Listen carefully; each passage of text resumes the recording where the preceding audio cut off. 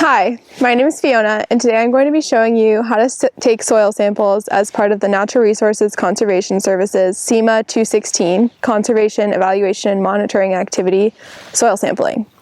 You'll need to decide if you're going to use one of three methods to sample: stratified, whole field, or problem area. Stratified sampling means you'll be taking 3 samples in 3 different soil types, which can be good if you have a large area or diverse soil types. You can take a look at your soil types in your field by using the NRCS tool called Web Soil Survey. Whole field soil sampling is 3 samples spread around your field. Problem area sampling includes 1 sample in an area with a soils problem, 1 sample in a well-performing area, and 1 sample in a tree line or a field margin. Today we're going to be showing you whole field sampling. When soil sampling, it's important to be consistent. Consistency includes thinking about the time of year, the management of the soil where you might be taking samples, and sending all of your samples to the same lab. To sample for CEMA 216, you'll need some tools, the first of which is a map of your soils on the property. Then you'll need a shovel, of course. I have a couple of different types that we'll be using today. You'll need a 5-gallon bucket, some gallon Ziploc bags, and a Sharpie to label them with. And if you happen to be sampling during warm weather or you're doing biological analyses, you might need a cooler. The first thing we'll need to do as part of the sampling process is decide where we're going to take all of our soil samples.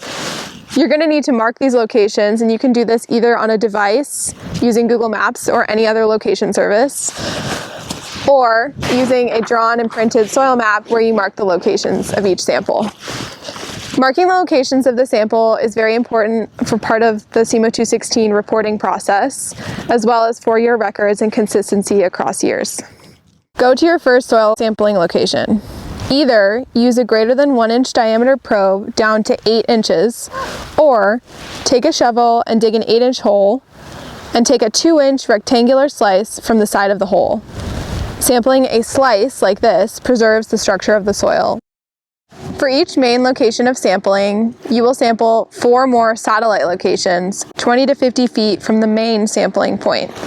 You'll need to mix all of these samples together to get a full composite sample. Break up some of the larger clods, remove any plants, roots, rocks, or other debris from the surface. 3 composite samples will be sent to the lab in 3 bags. Before putting your sample into your gallon bag, label it with a sample ID that corresponds to the pins that you dropped on your map or labeled on your physical map.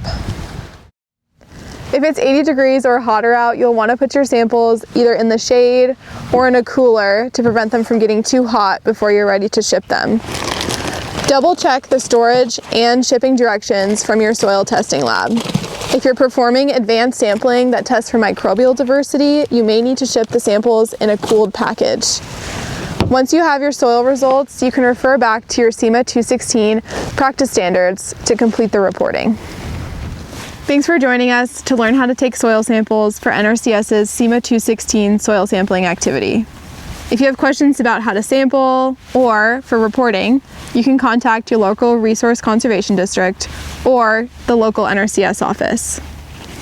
Gracias por acompañarnos a esta demostración del muestreo para CEMA 216. Si tiene alguna pregunta acerca del método o de cómo completar su reporte, por favor comuníquese con su Departamento de Conservación de Recursos o con el Departamento de Agricultura.